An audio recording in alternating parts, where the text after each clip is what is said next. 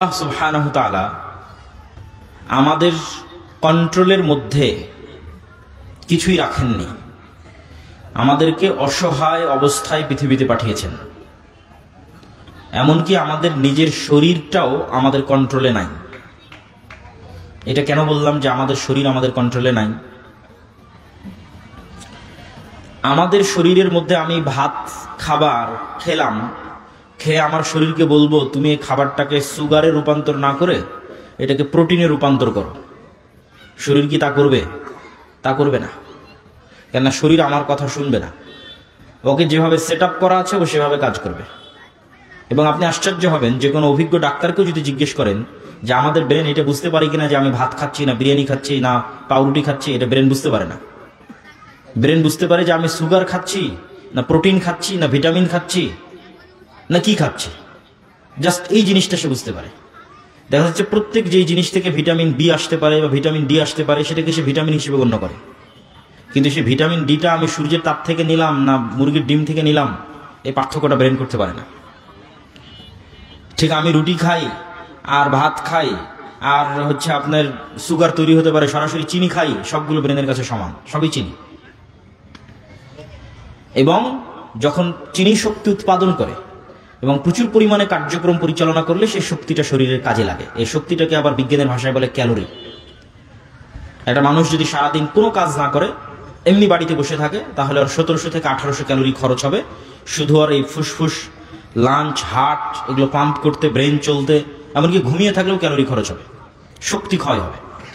তো যখন আমি প্রচুর পরিমাণে ভাত খাচ্ছি, প্রচুর পরিমাণে রুটি খাচ্ছি তথা বেশি ক্যালোরি অবজার্ভ করছি, বেশি চিনি অবজার্ভ করছি শরীরের মধ্যে, তখন আমার ব্রেন মনে করে যে আমি হয়তো সামনে এমন কোনো দিন আসতেছে যে আমি হয়তো অনেক দিন না খেয়ে থাকবো, অথবা আমি হয়তো এত উঁচু পাহাড়ে উঠবো যে আমার প্রচুর শক্তির দরকার, এই জন্য আমি এত খাবার আগেই স্টক করতেছি।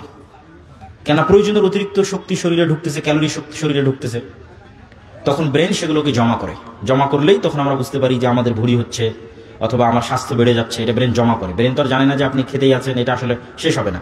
ব্রেন মনে করতেছে যে আপনি হয়তো সামনে হিমালয় পাহাড়ে উঠবেন, অতএব এখানে চর্বি জমা করতে হবে, যাতে হিমালয় পাহাড়ে টানা 1 মাস কোনো খাবার না থাকলে আর কঠোর পরিশ্রম হলে তখন এটাকে খরচ করে করে সে চলবে। এইভাবে মানুষের ব্রেন কাজ করে। তথা মানুষের ব্রেন, মানুষের শরীর, মানুষের লাঞ্চ, মানুষের ফুসফুস, মানুষের হার্ট, মানুষের ব্লাড সার্কুলেশন কিচ্ছু মানুষের কন্ট্রোলে নাই। একটাও মানুষের কথা শোনে না। যেইভাবে আল্লাহ সুবহানাহু ওয়া তাআলা সেট আপ করেছে সেইভাবে। এবং বিজ্ঞানীরাও যে আজকের চিকিৎসা বিদ্যাকে এত উন্নতির পর্যায়ে নিয়ে গেছে, সেটাও তারা নিজেরা আলাদা কিছু তৈরি করেছে তা নয়। তারা মানুষের শরীর কিভাবে কাজ করে সেটা জেনে ওই অনুযায়ী কি করা যায় সেটা করে। এর বাইরে গিয়ে আলাদা কিছু চাপিয়ে দিবে এই শরীরের উপর, এই ক্ষমতা ডাক্তারেরও নাই, বিজ্ঞানীরও নাই। বিজ্ঞানীকে আগে জানতে হয়েছে আল্লাহর এই শরীরের সেট আপটা কেমন। তো বলে আল্লাহর শরীরের সেট আপ এমন, তাহলে ওই সেট আপের সাথে মিল রেখে আমি কি করতে পারি, মানুষ অসুস্থ হলে কি দিতে পারি, ওইটা এই সেট আপের সাথে মিল রেখে হতে হবে। এই নিয়মের বাইরে গিয়ে পারবে না। তো ঠিক আমাদের পৃথিবীতে আমরা চোখের সামনে যা দেখছি এগুলো একটু আমাদের কন্ট্রোলে নাই। কিভাবে নাই? আমার শরীর বাদ দিলাম। ধরেন আমরা যে খাবারটা গ্রহণ করতেছি, ধরেন আজকে আমি গরুর গোস্ত খাবো। এই গরুর গোস্ত একটা গরুর শরীরে তৈরি হওয়ার জন্য আমি গরুর গোস্ত থেকে শক্তি নিব। তা গরু শক্তিটা কোথায় থেকে নিয়েছে? তো গরু দেখবেন যে হয় ঘাস পাতা ভুসি এগুলো খেয়ে শক্তি নিয়েছে। তাহলে ঘাস কোথায় হয়েছে? তাহলে মাটিতে হয়েছে। তো কিসের শক্তিতে ঘাস শক্তি পেল? ঘাস 3টে জিনিসের শক্তিতে শক্তি পেল। একটা মাটির শক্তি, পানির শক্তি, সূর্যের শক্তি। আপনি এই 3টে জিনিসকে বাদ দেন, বাদ দিয়ে বলেন যে আপনি এমন কিছু তৈরি করে দেখাবেন যেখান থেকে মানুষ বেঁচে থাকবে। যে মানুষ মাটি বাদ দিল, অক্সিজেন বাদ দিল, পানি বাদ দিল, সূর্য বাদ দিল, দিয়ে এমন কিছু তৈরি করলো যেটা দিয়ে এখন মানুষ টিকে থাকবে। একটা কিছু বানাক মানুষ। আপনি যে কোনো খাবারে হাত দেন, যে কোনো পৃথিবীর খাবার যেটাতে আমরা বেঁচে আছি, ওই খাবারের মূলে যান, মূলে গেলে দেখবেন এই 3টে জিনিস দিয়ে ওটা তৈরি হয়েছে। বিস্কুট ধরেন আমরা খাচ্ছি, কই থেকে আসছে? অবশ্যই গম বা চাউলের আটা থেকে। তো গম চাউলের আটা কোথায় থেকে আসছে? কোনো একটা জমি থেকে, যেখানে আল্লাহর পানি দেওয়া হয়েছে, আল্লাহর মাটি ব্যবহার করা হয়েছে, আল্লাহর সূর্য ব্যবহার করা হয়েছে। তো সূর্য কি মানুষের কন্ট্রোলে? কথা বলেন, সূর্য কি মানুষের কন্ট্রোলে? মাটি কি মানুষের কন্ট্রোলে? পানির উৎস কি মানুষের কন্ট্রোলে? এই জন্য কিন্তু সূরা মুলকের একটা আয়াত আছে যে আমি যদি মাটির নিচের পানিকে সম্পূর্ণরূপে নাই করে দিই, তোমরা পানি কোথায় থেকে নিয়ে আসা বলো? কোথায় তোমাদের পানির উৎস? সমুদ্রের পানি তো লবণাক্ত। আসমান থেকে বৃষ্টি এবং মাটির নিচের পানি, এটাই তো মানুষের সুপ্রিয় পানির উৎস। সম্মানিত উপস্থিতি, তাহলে আমরা আমাদের প্রত্যেকটা ধাপে যেভাবে আমাদের জীবন পরিচালনা করছি তার একটাও আমাদের নিয়ন্ত্রণের বাইরে, একটাও আমাদের নিয়ন্ত্রণের মধ্যে নয়। এটা কি আল্লাহ সুবহানাহু ওয়া তাআলা বলেছেন, কুল হুয়াল্লাহু আহাদ আল্লাহুস সামাদ। আল্লাহ এমন এক সত্তা যে তিনি তো কারো মুখাপেক্ষী নন, কিন্তু বাকি সবকিছু আল্লাহর মুখাপেক্ষী। সবকিছু, মানুষ 24 ঘন্টার জন্য আল্লাহর মুখাপেক্ষী, প্রত্যেক সেকেন্ডের জন্য মানুষ আল্লাহ সুবহানাহু ওয়া তাআলার মুখাপেক্ষী। এবং এই মুখাপেক্ষিতাকেই আল্লাহ সুবহানাহু ওয়া তাআলা আর এক আয়াতে এভাবে ফুটিয়ে তুলেছেন যে মানুষকে আল্লাহ সুবহানাহু ওয়া তাআলার কাছে ফিরতে হবেই, আল্লাহ সুবহানাহু ওয়া তাআলার কাছে আত্মসমর্পণ করতে হবেই, চাইতেও না চাইতেও। এখন মানুষের স্বাধীনতা, মানুষ কি স্বেচ্ছায় আল্লাহর আনুগত্য স্বীকার করবে, না ওকে বাধ্য করবে আল্লাহর আনুগত্য স্বীকার করতে? আল্লাহর বাধ্য করা মানে, ধরেন আপনি আল্লাহকে অনুসরণ করলেন না, তো আল্লাহর রাজত্বের বাইরে কি যেতে পারবেন? এই চ্যালেঞ্জও আল্লাহ কোরআনে দিয়েছে যে মানুষ এমন কোনো জায়গায় যাক যেখানে গিয়ে বলবে যে এটা আল্লাহর রাজত্বের বাইরে, এটা আল্লাহর ক্ষমতার বাইরে। আর মানুষ বলুক যে আমি চিরন্তন, মারা যাব না। তো মানুষ তো বাধ্যগত মরবেই, বাধ্যগত আল্লাহর পৃথিবীর কন্ট্রোলিং সিস্টেমের মধ্যেই আছে, তার তো বের হওয়ার কোনো সুযোগ নাই। তাহলে সে এমন একটা সিচুয়েশনে বসবাস করতেছে যেই সিচুয়েশনে সে 100% আল্লাহর গোলাম, কিন্তু জাস্ট মনের শয়তানির কারণে আল্লাহর গোলামি করতেছে না, শুধু ইবলিসের ওয়াসওয়াসার কারণে আল্লাহর গোলামি করতেছে না। এবং আমরা আকাশের দিকে তাকালে যে বিশাল মহাশূন্য দেখি,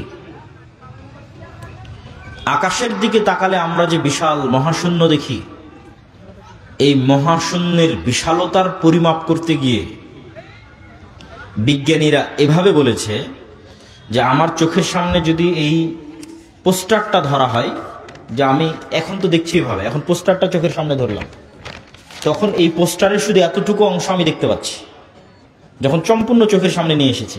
আর এদিকে কি আছে তাও দেখতে পাচ্ছি না, এদিকে কি আছে তাও দেখতে পাচ্ছি না, এই বিশাল মাঠ, আশেপাশে ডানে বামে কিচ্ছু দেখতে পাচ্ছি না। ঠিক একটা বিশাল দেওয়ালের সামনে গিয়ে যদি আমরা দাঁড়াই এবং একদম দেওয়ালের সামনে গিয়ে চোখ ঠেকিয়ে দিই, তাহলে শুধু দেওয়ালের অতটুকু অংশই দেখতে পাবো, আর পাশাপাশি দেওয়াল যে কত বড় সেটা দেখার আমার সাধ্য নাই। তো বিজ্ঞানীরা বলতেছে আমরা যখন মহাকাশের দিকে তাকাই, তখন থেকে বিশাল দেওয়ালের সামনে দাঁড়ালে যতটুকু অংশ দেখতে পাই, মহাকাশের অতটুকু অংশ আমরা দেখতে পাই কিনা সেটাও তারা নিশ্চিত না। কেননা তারা এই মহাকাশের কোনো পরিমাপ তারা দাঁড় করাতে পারেনি। তারা যখন পৃথিবী থেকে ঊর্ধ্বে উঠতে শুরু করেছে, উপরে উঠতে শুরু করেছে, তো উপরে উঠতে উঠতে উঠতে উঠতে পৃথিবীর মতো আরো যত এরকম গ্রহ আছে দেখেছে, সেগুলো নিয়ে একটা গ্যালাক্সি, সৌরজগৎ সূর্যকে কেন্দ্র করে ঘুরতেছে, এরকম আরো অসংখ্য সৌরজগৎকে কেন্দ্র করে একটা গ্যালাক্সি তৈরি হয়েছে। ওই গ্যালাক্সির উপরে যখন যাচ্ছে তখন দেখছে আরো ওরকম বিশাল লক্ষ লক্ষ কোটি কোটি গ্যালাক্সি, কোথায় শেষ কেউ জানে না। তথা ওই লক্ষ লক্ষ কোটি কোটি গ্যালাক্সির মধ্যে আবার এরকম লক্ষ লক্ষ কোটি কোটি পৃথিবী আছে, পৃথিবীর চেয়ে বড় বড় গ্রহ আছে। আর কোরআন এবং হাদিস বলছে এগুলো নিচের আসমানের নিচের অবস্থা। নিচের আসমানের নিচের অবস্থা যদি এই হয়, যেটা মানুষ সমাধান করতে পারছে না, মানুষের পক্ষে জানা সম্ভব হচ্ছে না, এত বৈজ্ঞানিক উন্নতি এবং ক্ষমতা শক্তি সত্ত্বেও, তাহলে প্রথম আসমান, দ্বিতীয় আসমান, তৃতীয় আসমান, চতুর্থ, পঞ্চম, ষষ্ঠ, সপ্তম, এবং প্রত্যেকটাই একটা আর একটার চেয়ে বড়। এবং রাসূলুল্লাহ সাল্লাল্লাহু আলাইহি ওয়াসাল্লাম বলেছেন যে সপ্তম আসমানের সাথে কুরসির তুলনা, আর কুরসির সাথে আল্লাহ সুবহানাহু ওয়া তাআলার আরশের তুলনা। তুলনাটা কি?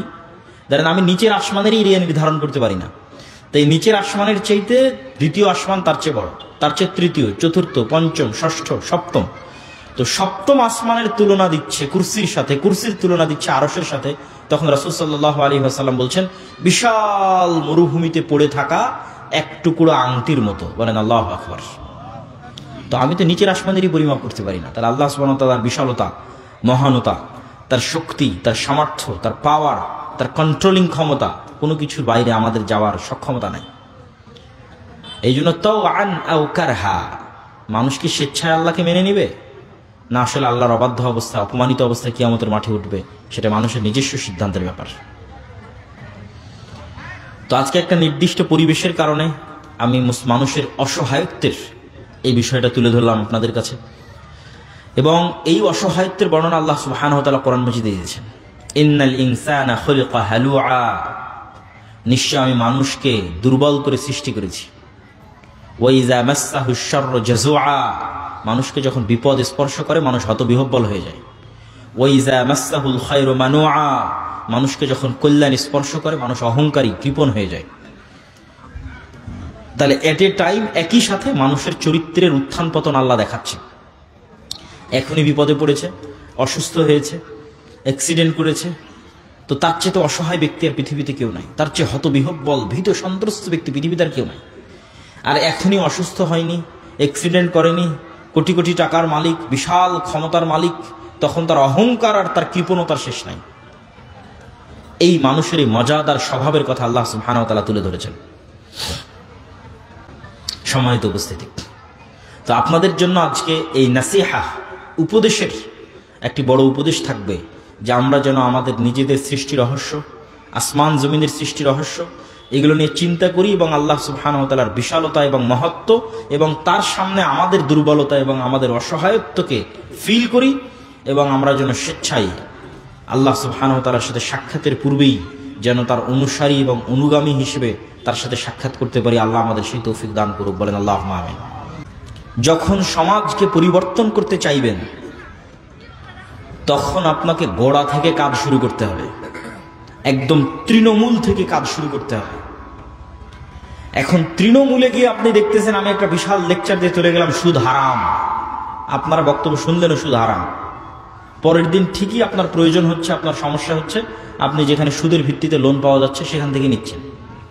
তাহলে আমি তো আপনাকে ওই সার্ভিসটা দিতে পারছি না, যে আপনাকে যে আমি সুদ মুক্ত একটা সহযোগিতা করে আপনারও যে একটা দাঁড়ানোর ব্যবস্থা করে দেবো সেটা তো আমি করছি না।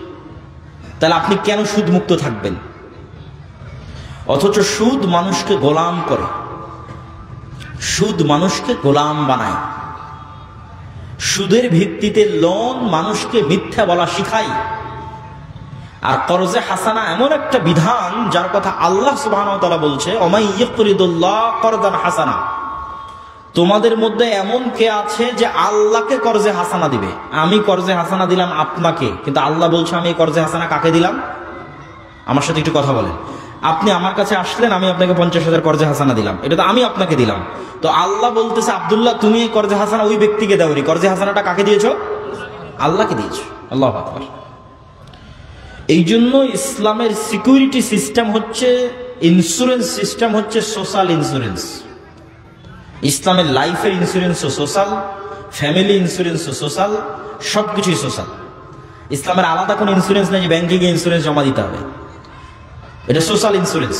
আপনি মারা গেলে আপনার সোসাইটির দায়িত্ব, এরকম একটা সমাজ গড়ে উঠুক, এটা ইসলাম চায়। মসজিদ ভিত্তিক একটা সমাজ গড়ে উঠুক, যে সমাজ দায়িত্ব নেবে, যে ব্যক্তিটা মারা গেলে তার ছেলে মেয়ে কিভাবে জীবন চালাবে, এই ব্যক্তিটা মারা গেলে তার স্ত্রী কিভাবে জীবন চালাবে, কিভাবে তাকে সহযোগিতা করা হবে, এটা দায়িত্ব নেবে সোসাইটি। এটা সোশ্যাল ইন্স্যুরেন্স। যখন এটার বাইরে আমরা বের হয়ে গেছি তখন সবকিছু সম্পৃক্ত হয়ে গেছে সুদের সাথে। এবং আজকের ইউরোপ এবং আমেরিকায় সুদের যে ইকোসিস্টেম তৈরি হয়েছে, ইকোসিস্টেম থেকে আপনি বের হতে পারবেন না। আপনাকে বলা হচ্ছে আপনি ক্রেডিট কার্ড ব্যবহার করেন, ক্রেডিট কার্ড ব্যবহারের সিস্টেমটা কি? ধরেন 1 টাকাও নাই ক্রেডিট কার্ডে, মানে আপনি 1 টাকাও রাখেননি ক্রেডিট কার্ডে, তারপরও ব্যাংক আপনাকে বলতেছে আপনি 10,000 টাকা খরচ করতে পারবেন এই কার্ড ব্যবহার করে। আপনি 1 মাস পর ধীরে ধীরে পরিশোধ করিয়েন, বা আপনার বেতন থেকে আমরা কেটে নেব, কিন্তু সুদের সাথে কেটে নেবে। তাহলে একবার 10,000 টাকা খরচ করলেন, খরচ করার পর আপনার বেতন থেকে কেটে পরিশোধ হয়ে গেল। পরের বার ব্যাংক আপনাকে বলবে, আপনার যদি কোনো ব্যালেন্স নাও থাকে আপনার ব্যালেন্স বাড়িয়ে দিবে, বলবে এখন আপনি 50,000 টাকা খরচ করতে পারেন ক্রেডিট কার্ড। 50,000 টাকা আপনি একবার পরিশোধ করে দিলেন, এবার ব্যাংক বলবে এবার আপনি 1 লাখ টাকার ক্রেডিট কার্ড খরচ করতে পারেন। তাহলে 5 বছর থেকে আপনি ক্রেডিট কার্ড ব্যবহার করতেছেন, মানে সুদের ভিত্তিতে লোন নিচ্ছেন, আবার সুদের ভিত্তিতে পরিশোধ করতেছেন। এখন আমেরিকা এবং ইউরোপে যখন আপনি একটা বাসা ভাড়া নিতে যাবেন, ভাই আমাকে একটা বাসা ভাড়া দাও, বলবে দেখি তোমার ক্রেডিট কার্ড, তো ক্রেডিট কার্ডে 5 বছরের লেনদেন ঠিক আছে, উইদাউট সিকিউরিটি আপনাকে বাসা দিয়ে দেবে, মানে সিকিউরিটি মানি ছাড়া বাসা দিয়ে দেবে। আর বলবেন না আমি তো সুদের লেনদেন করি না, আমি তো ক্রেডিট কার্ড রাখি না, বলে সিকিউরিটি মানি দাও। 1 দিন 1 সেকেন্ড 1 ধাপ সুদ ছাড়া ফেলতে পারবেন না। এইরকম একটা পৃথিবীতে ইকোসিস্টেম তৈরি করা হয়েছে, যেটা আমাদের দেশেও আসতেছে। এই ইকোসিস্টেমের বিরুদ্ধে আপনাকে লড়াই করতে হবে। কিন্তু আমরা লড়াইটা বানিয়ে নিয়েছি কম্প্রোমাইজিং সিস্টেম।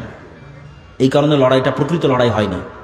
এই জন্য সুদ মুক্ত কর্জে হাসানা পরিচালনা করা চ্যালেঞ্জ, কিন্তু এটাই লড়াই সুদের বিরুদ্ধে। আমরা এই দ্বিতীয় অর্থনৈতিক লড়াইটা শুরু করেছি। আর বলছিলাম কেন মসজিদকে পাওয়ারফুল করতে হবে। গত 16 বছর বাংলাদেশের গ্রাম পর্যন্ত যে পলিটিসাইজ হয়েছে তথা রাজনীতিকরণ হয়েছে গ্রাম পর্যন্ত গত 16 বছর, এখন সেই জায়গায় শূন্যতা বিরাজ করছে। হ্যাঁ, আমাদের গোলামির স্বভাবের কারণে আমরা আগে এক দলকে জুলুম করার সুযোগ দিতাম, এখন আর এক দলকে জুলুম করার সুযোগ দিচ্ছি এবং চোখের সামনে দেখতেছি।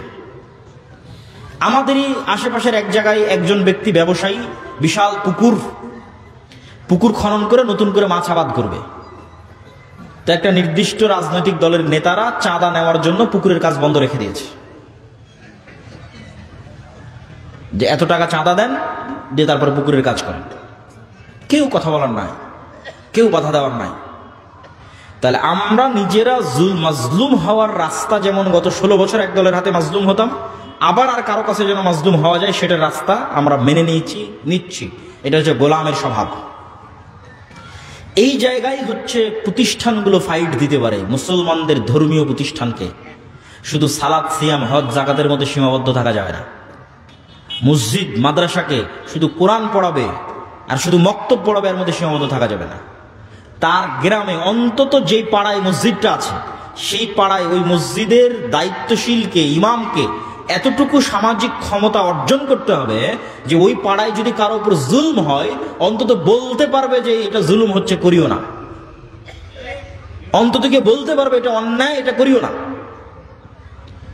এই কাজ যতক্ষণ করবেন না ততক্ষণ আল্লাহ আপনাদেরকে শাসন ক্ষমতা দিবে না। ন্যায় প্রতিষ্ঠার আন্দোলনের মাধ্যমে লিডার তৈরি হয়। আর আমাদের আলেম ওলামা এবং আমরা যেভাবে মসজিদ মাদ্রাসা চালাই, এটা সম্পূর্ণ গোলামির সিস্টেম। এখানে গোলাম তৈরি হয়, যে দেশে কি হচ্ছে, গ্রামে কি হচ্ছে, সমাজে কি হচ্ছে আমি কিচ্ছু জানি না, খালি নামাজটা কোনো মতে পড়লেই হলো। কিন্তু আপনার চোখের সামনে আরেকজনের উপর জুলুম হচ্ছে, আপনি বাধা দিবেন না, ন্যায় প্রতিষ্ঠার জন্য চেষ্টা করবেন, আপনি নেতা হবেন কিভাবে? এবং এই ন্যায় প্রতিষ্ঠার সংগ্রাম সমাজে শুরু করার আগে, গ্রামে শুরু করার আগে আপনাকে নিজেকেও যাচাই করতে হবে যে আমি আমার পরিবার, আমার ফ্যামিলির মধ্যে ন্যায় প্রতিষ্ঠা করতে পারছি কিনা, করেছি কিনা। কেননা রাষ্ট্রে ইসলাম যাওয়া মানে রাসূল সাল্লাল্লাহু আলাইহি ওয়াসাল্লাম বলছেন, লা তাকুমুস সাআহ হাত্তা ইয়ানজিল ঈসা ইবনে মারইয়াম, ততদিন পর্যন্ত কিয়ামত হবে না যতদিন না মারিয়ামের ছেলে ঈসা দুনিয়াতে নেমে না আসে। আর মারিয়ামের ছেলে ঈসা দুনিয়াতে নেমে এসে কি করবে? হাকামান মুকসিতা, সমগ্র পৃথিবীতে ন্যায় বিচার প্রতিষ্ঠা করবে। তো আমরা কিভাবে যাচাই করব যে আমি ন্যায়পরায়ণ কিনা? আর রাষ্ট্রে ইসলাম প্রতিষ্ঠা হওয়া মানে কি? তো রাসূল সাল্লাল্লাহু আলাইহি ওয়াসাল্লাম বললেন মারিয়ামের ছেলে ঈসা সমগ্র পৃথিবীতে ন্যায় বিচার প্রতিষ্ঠা করবে। তাহলে রাষ্ট্রে ইসলাম মানে রাষ্ট্রে কি প্রতিষ্ঠা হওয়া? বলেন তো, কথা বলেন। রাষ্ট্রে কি প্রতিষ্ঠা হওয়া? ন্যায় বিচার প্রতিষ্ঠা হওয়া। রাষ্ট্রে ইসলাম প্রতিষ্ঠা হওয়া মানে রাষ্ট্রের ন্যায় বিচার প্রতিষ্ঠা হওয়া। এখন একটা মুসলমান, এটা আল্লাহর নবী ব্র্যান্ডিং করলেন, আমি ব্র্যান্ডিং করিনি। আল্লাহর নবী বলতে পারতেন যে ঈসা আলাইহিস সালাম সারা পৃথিবীর শাসক হবে এবং তিনি সমগ্র পৃথিবীতে পর্দা বাস্তবায়ন করবে, এটা বলেননি। অবশ্যই পর্দা ইসলামী শরীয়তের একটা বড় অনুষঙ্গ, কিন্তু রাষ্ট্রে ইসলামের এটা ব্র্যান্ডিং নয়।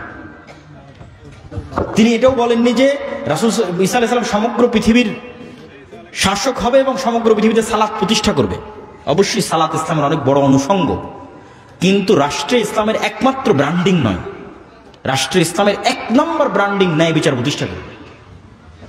মানে কোনো মানুষের উপর জুলুম হবে না, জিরো জুলুম, 0% জুলুম, শতভাগ ন্যায়, এলো রাষ্ট্র ইসলাম। এখন মনে করেন আমি আপনি আপনার গ্রামে আপনার বোনকে আপনার বাপের সম্পত্তিতে আপনি ন্যায়ের সাথে ভাগ দেননি, বোনকে ঠকিয়েছেন বাপের জমি ভাগ করার সময়, যেটা কম দামে পানিতে ডুবে থাকে, কম আবাদ হয়, কম ফসল, দূরে, সেটা বোনকে দিয়েছে, অথবা দেনই। অথচ দেখা যাচ্ছে আপনি নামাজ পড়েন ঠিকই, সবকিছু ঠিক আছে, হজ করেছেন, সবই ঠিক আছে, কিন্তু আপনার বোনের প্রতি আপনি ইনসাফ করেননি, ন্যায় প্রতিষ্ঠা করতে পারেননি। এখন আপনি বলেন তো, আল্লাহ কি আপনাকে রাষ্ট্রের নেতা হওয়ার যোগ্য মনে করবে? করবে না। আপনার সালাত দেখে আর আপনার হজ দেখে আল্লাহ আপনাকে নেতা বানাবে না। কেন? আল্লাহ জানে যে আমার দৃষ্টিতে ক্ষমতা মানে ন্যায় প্রতিষ্ঠা করা। এ তো ন্যায় প্রতিষ্ঠার বোনের সাথে করতে পারে। একে তো ক্ষমতা দিলে কালকে গত 16 বছর যা দুর্নীতি হয়েছে তার চেয়ে বেশি দুর্নীতি করবে। ঠিক এইভাবে আমাদের রক্তের মধ্যে ধোঁকা, মিথ্যা, শঠতা ঢুকে গেছে। ইউরোপ আমেরিকায় এরকম অসংখ্য মুসলমান আছে যার জন্ম নিবন্ধন কার্ড, যার পাসপোর্ট, যার কি বলে ওর নাম, ওখানে গেছে যে সরকারের থেকে বেনিফিট নিবে, বেনিফিটের আবেদন, প্রবেশ, কাগজপাতি তৈরি, সব কিছু মিথ্যার উপর দাঁড়িয়ে আছে, সবকিছু ফলস, মিথ্যার উপর দাঁড়িয়ে আছে। এবং এই মিথ্যা অতিরিক্ত সুবিধার জন্য সে মিথ্যা কোনো মুসলমানকে বলতেছে না, সে আর একটা ইহুদি খ্রিস্টানকে মিথ্যা বলতেছে। কে বলতেছে? মুসলমান বলতেছে। এইভাবে আমাদের রক্তের মধ্যে মিথ্যা, ধোঁকা, শঠতা ঢুকে গেছে। তাহলে আমি তো নেতা হতে পারবো না। আল্লাহ তো আমাকে নেতা বানাবে না। আমি হয়তো আপনাকে ধোঁকা দিয়ে আপনার থেকে মাপ চাই না, বোনকে বললাম, বোন তোমার প্রতি ন্যায় প্রতিষ্ঠা করতে পারি না, আমাকে মাফ করে দাও। বোন হয়তো মাফ করে দিল, জান্নাতে চলে গেলাম। বাট আমি লিডার না, আমি নেতা না। আল্লাহ আমাকে নেতা বানানোর যোগ্য কোনোদিন মনে করবে না। নেতা বানানোর যোগ্য ব্যক্তিকে অবশ্যই শতভাগ সত্যবাদী, অবশ্যই শতভাগ ন্যায়পরায়ণ হতে হবে। সে নেতা, সে লিডার। এই জন্য আমি বলি, আজকের যুগের মুসলমানেরা মক্কার কাফের মুশরিকদের চাইতেও এই দিক দিয়ে নিম্ন স্তরে অবস্থান করছে। কেননা মক্কার কাফের মুশরিকদের সর্দার আবু সুফিয়ান তার চিরশত্রু মুহাম্মদ সাল্লাল্লাহু আলাইহি ওয়াসাল্লামের নামে জেরুজালেমে বসে বাদশাহ হিরাক্লিয়াসের দরবারে একটা কথাও মিথ্যা বলেনি। কোনো রেকর্ডার নাই, কোনো লাইভ নাই, কিচ্ছু নাই। আবু সুফিয়ান চাইলে সব কথা মিথ্যা বলতে পারে, কেন? আমার শত্রু। কিন্তু আবু সুফিয়ান লিডার। আরবরা জানেই না যে লিডার কিভাবে মিথ্যা বলতে পারে। তো তার রক্তের মধ্যে নেতৃত্ব আছে। আবু সুফিয়ানের ছেলে মুআবিয়া, আবু সুফিয়ানেরই পরবর্তী বংশধর হচ্ছে উমাইয়া খেলাফতের শাসনামল, মুআবিয়া রাদিয়াল্লাহু তাআলা আনহু। মানে রক্তের মধ্যে নেতৃত্বের গুণ আছে। সত্য বা না বললে, ন্যায় পরায়ণ না হলে নেতা হওয়া যায় না। এই জন্য সকল নবী রাসূলকে আল্লাহ সুবহানাহু ওয়া তাআলা এই গুণের উপর জন্ম দিয়েছে। তা আমাদের এই গুণটা নষ্ট হয়ে গেছে কেন? আমরা দীর্ঘদিন ব্রিটিশদের গোলামি করার কারণে আমাদের এই গুণটা নষ্ট হয়ে গেছে। ঠিক যেমন বানু ইসরাইলেরা ফেরাউনের গোলামি করেছিল, তখন বানু ইসরাইলেরাও ধোঁকাবাজ, মিথ্যুক, প্রতারক, সংকীর্ণ মনা হয়ে গেছে। যেই বানু ইসরাইলেরা চোখের সামনে দেখছে ফেরাউন ডুবে গেছে, সেই বানু ইসরাইলেরা মুসা আলাইহিস সালামকে বলতেছে, যতক্ষণ তোমার আল্লাহকে দেখবো না ততক্ষণ ঈমান আনবো না।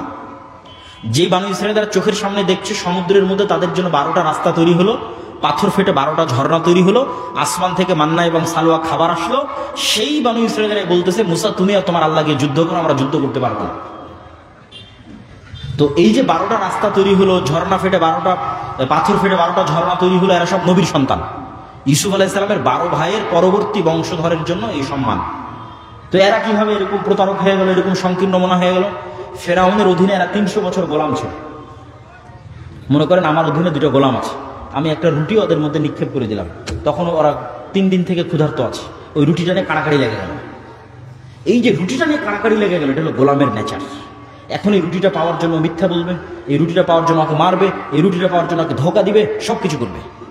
ব্রিটিশরা আমাদের এভাবে ট্রেন আপ করেছে যে তোরা একটা টাকার জন্য মারামারি করবে, ক্ষমতার জন্য মারামারি করবে, মিথ্যা বলবে, আর একজনকে নিচে নামাবে, আর একজনকে টেনে নিচে নামাবে, তার জন্য হিংসা করবে, বিদ্বেষ করবে। জাস্ট এইভাবে আমাদেরকে ট্রেন আপ করেছে 300 বছর গোলাম অবস্থায়। তখন আমরাও হয়ে গেছি বানু ইসরাইলের মতো, আমরাও আর মিথ্যা, ধোঁকা, দুর্নীতি ছাড়া কিছু বুঝি না। কিন্তু ইসলামের সবই আছে, কিন্তু ইসলামের আসল জিনিসই নাই। এই জন্য আমরা নামাজি হলেও, হাজি হলেও, আমরা হয়তো ক্ষমা মাপ চাই, জান্নাতেও যেতে পারবো, কিন্তু আমরা গোলাম থেকে মুক্ত হতে পারবো না, দাস, কৃতদাস। এই জন্য ফিলিস্তিনে 50,000 মুসলমানকে হত্যা করা হয়েছে গত 1.5 বছরে।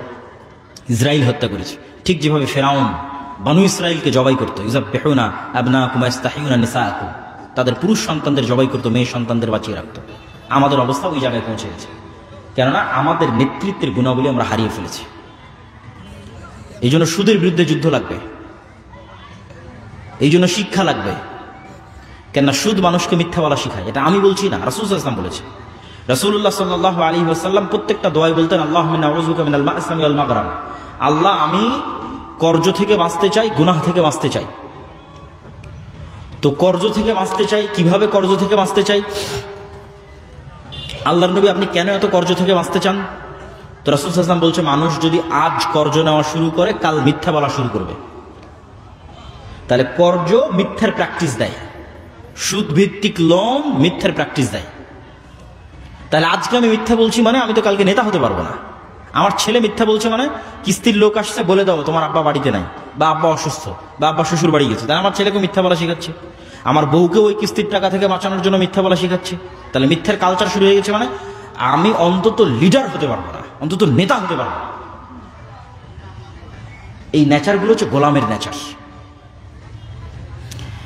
এবং এটা আমি রিয়েলাইজ করেছি যখন ইউরোপে দেখেছি আমাদের আফ্রিকান মুসলিম ভাইয়েরা, তারা আমাদের চাইতে দুর্নীতিতে, ছিনতাইয়ে, চুরিতে, ধোকাতে আমাদের চেয়ে নিম্ন স্তরে, মানে আমাদের চেয়ে খারাপ অবস্থায়।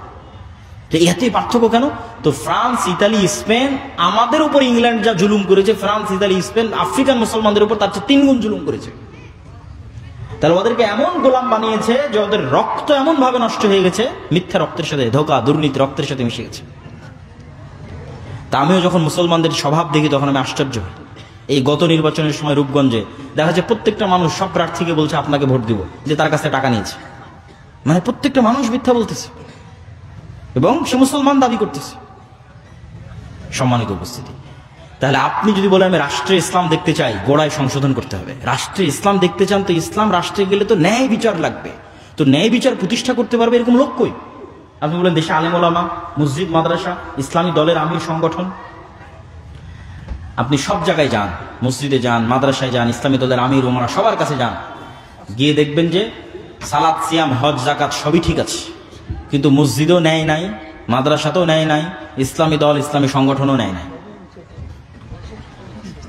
দেখা যাচ্ছে যেই কর্মী জান প্রাণ দিয়ে কঠোর পরিশ্রম করে ওই সংগঠনের জন্য কাজ করেছে, সংগঠন ওই কর্মীকে বাদ দিয়ে যে চামচামি করেছে ওকে পদ দিয়ে দিয়েছে। তাহলে সে ন্যায় প্রতিষ্ঠা করতে পারলো? ভালো। সে তার নিজের একটা দলে ন্যায় প্রতিষ্ঠা করতে পারেনি, তাহলে আল্লাহ কিভাবে তাকে যোগ্য মনে করবে যে সে রাষ্ট্রে ন্যায় প্রতিষ্ঠা করবে? একই অবস্থা মাদ্রাসা, একই অবস্থা মসজিদে। সুতরাং আমাদের মধ্যে লিডারশিপ নাই। এই জন্য আল্লামা ইকবাল ওই পরিবেশটা বুঝতে পেরেছিলেন। আল্লামা ইকবাল ওই পরিবেশটা বুঝতে পেরে বলেছিলেন, সাবাক ফিরসে পড় সাদাকাত কা, শুজাআত কা, আদালত কা, লিয়া জায়গা তুঝসে কাম, দুনিয়া কি ইমামত কা। তথা তোমরা মুসলমানেরা তোমাদের মধ্যে নামাজ, সালাত, হজ, যাকাত সব সুন্দর আছে, বা আপনারা যেহেতু আহলে হাদিস আপনাদের আকীদাও বিশুদ্ধ আছে, নাই কি যে তোমরা সত্য বলা জানো না। আজ থেকে সত্য বলা শিখো এবং সত্য বলা শুরু করো, এবং নিজেদের সন্তানদেরকে সত্য বলা শিখাও। কোনো কম্প্রোমাইজ যেন না করে মরা পর্যন্ত সত্যের সাথে। 2 নম্বর কি শিখাও? শুজাআত কা, সাহসিকতা শিখাও, যে সে প্রত্যেকটা অন্যায় অন্তত বাধা দিবে। আল আমরু বিল মারুফ ওয়ান নাহি আনিল মুনকার করবে, সৎ কাজের আদেশ দিবে, অসৎ কাজে বাধা দিবে। কিন্তু মুখ বুজে থাকা যাবে না, অন্যায় হচ্ছে চুপচাপ মেনে নেবেন এটা হবে না, সাহসিকতা থাকতে হবে। মসজিদের এবং মাদ্রাসা, অন্যদের আছে, মসজিদ মাদ্রাসার নাই। আমি এটাই বলতেছি, এইটা দিয়ে বক্তব্য শুরু করেছিলাম যে মসজিদকে এম্পাওয়ারমেন্ট করতে হবে, মসজিদকে শক্তিশালী করতে হবে, দ্বীনি শিক্ষা প্রতিষ্ঠানকে শক্তিশালী করতে হবে। কোন দিক থেকে শক্তিশালী? বাহিরের এই কাজগুলোতে শক্তিশালী। তারা তো তাদের কাজে ঠিকই আছে, একটা মসজিদের ইমাম তো ঠিকই নামাজ পড়িয়ে দেয়, ঠিকই ইমামতি করে, মুয়াজ্জিনি করে, মাদ্রাসায় কোরআন, হিফজখানায় কোরআন সব ঠিকঠাক হয়, কিন্তু ওর এলাকায় অন্যায় হচ্ছে ওটা দেখেও বাধা দেয় না। আল আমরু বিল মারুফ ওয়ান নাহি আনিল মুনকার। এজন্য আল্লামা ইকবাল বলছে সাহসিকতা লাগবে, সত্য বলতে জানতে হবে, সাহসী হতে হবে, কোনো ছাড় হবে না। 3 নম্বর আদালত কা, ন্যায় প্রতিষ্ঠা করা শিখতে হবে। রাসূল সাল্লাল্লাহু আলাইহি ওয়াসাল্লাম ন্যায়ের কথা বলতে বলতে এই পর্যন্ত বলেছেন যে বাপ তার সন্তানদেরকে চুমা দেওয়ার ক্ষেত্রেও যেন ন্যায় প্রতিষ্ঠা করে। 3টে ছেলে আছে, যদি একে একটা চুমা দেয় তো বাকি 2টাকেও যেন একটা একটা করে চুমা দেয়, তাহলে ন্যায় প্রতিষ্ঠা হবে।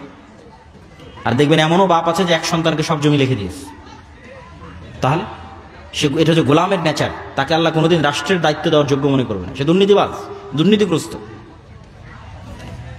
সম্মানিত উপস্থিতি, আল্লামা ইকবাল বলছে সত্য বলা শিখো, শুজাআত সাহসিকতা শিখো, আদালত ন্যায় প্রতিষ্ঠা করা শিখো, লিয়া জায়গা তুঝসে কাম, দুনিয়া কি ইমামত কা। তাহলে আবার আল্লাহ তোমাদেরকে, উনি কোনো দেশের নাম বলেনি, উনি বলছে আবার আল্লাহ তোমাদেরকে গোটা পৃথিবীর নেতা বানিয়ে দিবে। আল্লাহু আকবার। মুহাম্মদ সাল্লাল্লাহু আলাইহি ওয়াসাল্লাম পৃথিবীর নেতা, ওমর ইবনুল খাত্তাব পৃথিবীর নেতা, আবু বকর পৃথিবীর নেতা, খালিদ বিন ওয়ালিদ, সালাহুদ্দিন আইয়ুবী পৃথিবীর নেতা। এরা তাদের চারিত্রিক গুণ দিয়ে পৃথিবীর নেতা হয়েছে, কিন্তু আমরা গোলাম অবস্থায় আছি কেন? আমাদের চরিত্র গোলামানা। তো মক্তবের কথা বললাম, করজে হাসানার কথা বললাম, আমাদের আরেকটা প্রজেক্ট, এগুলো সবগুলো সমাজকে এম্পাওয়ার, শক্তিশালী করা, সমাজের দ্বীনি শিক্ষা প্রতিষ্ঠানগুলোকে শক্তিশালী করা। আমাদের আরেকটি প্রজেক্ট হচ্ছে মাদ্রাসাগুলোর শিক্ষার মানোন্নয়নের জন্য। জামিয়া সালাফিয়ার সাথে অধিভুক্ত হওয়ার সুযোগ। যে জামিয়া সালাফিয়া বাংলাদেশের এমন এক প্রতিষ্ঠান যেখানে অ্যাট এ টাইম সরকারের অনুমোদন নিয়ে Bangladesh investment development authority BIDA, যারা এই যে 9 থেকে 10 তারিখে বিশ্বের বড় বড় সব ব্যবসায়ীদের নিয়ে মিটিং করতেছে ঢাকাতে, বড় বড় কোম্পানির সব সিওরা আসতেছে, এই বিডার যে ডিপার্টমেন্ট, এই বিডার অনুমোদন নিয়ে জামিয়া সালাফিয়াতে বিদেশি শিক্ষকরা স্থায়ী পাঠদান করে, স্থায়ী। আর বছরের মধ্যে রোটেশনের ভিত্তিতে বিদেশি শিক্ষক আসে এরকম। গত বছরের যদি হিসাব করি তাহলে গত বছর অন্তত 12 জন বিদেশি শিক্ষক বিভিন্ন সময় জামিয়া সালাফিতে আসছে, সৌদি আরবের বিভিন্ন বিশ্ববিদ্যালয়ে। পুরো রমজান মাস একজন সৌদি আরবের শিক্ষক পুরো রমজান মাস জামিয়া সালাফের ছাত্রদের দার্স দিয়েছে। এবং মদিনা ইসলাম বিশ্ববিদ্যালয়ের সাথে আমাদের মদালাও সম্পন্ন হয়েছে। তো আমরা চাচ্ছি যে জামিয়া সালাফের এই যে উন্নত সিলেবাস, এই যে উন্নত শিক্ষা ব্যবস্থা, এইটা অন্যরাও এটা থেকে সহযোগিতা নিক। আমাদেরকে কিছু দিতে হবে এটার জন্য না। আমাদের মক্তব প্রজেক্টটা যেমন ফি সাবিলিল্লাহ, তথা কোনো মক্তবের থেকে এটা বলা হয় না যে তুমি আমাকে পাল্টা ফি দাও, এটা না। আমি মক্তবের জন্য কি করতে পারবো সেটা। মক্তবের টিচারকে ফ্রি প্রশিক্ষণ, মক্তবের বই ফ্রি, মক্তবের টিচারকে ন্যূনতম হাদিয়া দেওয়ার চেষ্টা। ঠিক আমাদের মাদ্রাসা প্রজেক্টটাও এটাই। মাদ্রাসাগুলোকে ফি সাবিলিল্লাহ সহযোগিতা করা, প্রথমত কারিকুলাম দিয়ে সহযোগিতা করা, দ্বিতীয়ত ট্রেনিং দিয়ে সহযোগিতা করা, শিক্ষার মানোন্নয়ন দিয়ে সহযোগিতা করা, চতুর্থত বা পঞ্চমত যদি অর্থনৈতিক সহযোগিতাও লাগে সেটার ক্ষেত্রেও তাদের পাশে গিয়ে দাঁড়ান।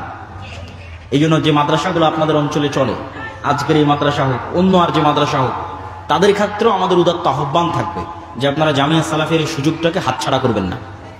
অলরেডি আমার একটা দাওয়াতি সফর শুরু হচ্ছে মাদ্রাসা ভিত্তিক 7 তারিখ থেকে, যেখানে প্রায় মোটামুটি আমাদের অধীনে অধিভুক্ত হয়েছে এরকম প্রায় 10টা-15টা মাদ্রাসায় দাওয়াতি সফরে আমি যাচ্ছি ইনশাল্লাহ। তো এই যে কার্যক্রমগুলো, এই কার্যক্রমগুলোর মূল লক্ষ্যটা আপনাদের সামনে তুলে ধরলাম। মূল লক্ষ্যের পিছনের লজিকটা কি, কেন মসজিদকে শক্তিশালী হতে হবে, কেন দ্বীনি শিক্ষা প্রতিষ্ঠানকে শক্তিশালী হতে হবে, সেই লজিকটাও আমি আপনাদের সামনে তুলে ধরলাম।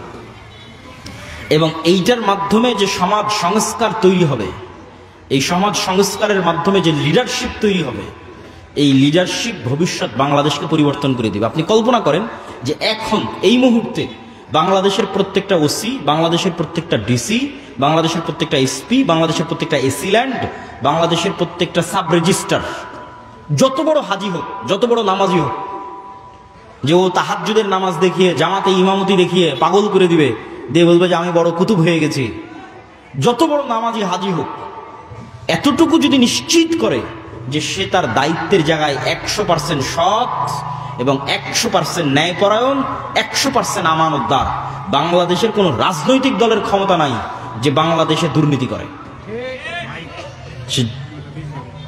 সে যত ক্ষমতার অধিষ্ঠিত হোক না কেন, সে যত পাওয়ারফুল হোক না কেন, তাহলে এইরকম একটা প্রজন্ম আমাদের গড়ে তুলতে হবে। বলেন আল্লাহ সুবহানাহু ওয়া তাআলা যেন আমাদের সেই তৌফিক দান করুক। বলেন আল্লাহুম্মা আমিন। সম্মানিত উপস্থিতি, যারা হয়তো শেষের দিকে আসতেছেন, মানে আমাদের এই আলোচনার শেষের দিকে, তারা হয়তো জানেন না যে আজকে আপনাদের, আচ্ছা তার আগে আরেকটি কথা বলি, সেটা হচ্ছে আপনাদের এই শিক্ষা প্রতিষ্ঠানের জন্য আপনাদের দান করতে হবে।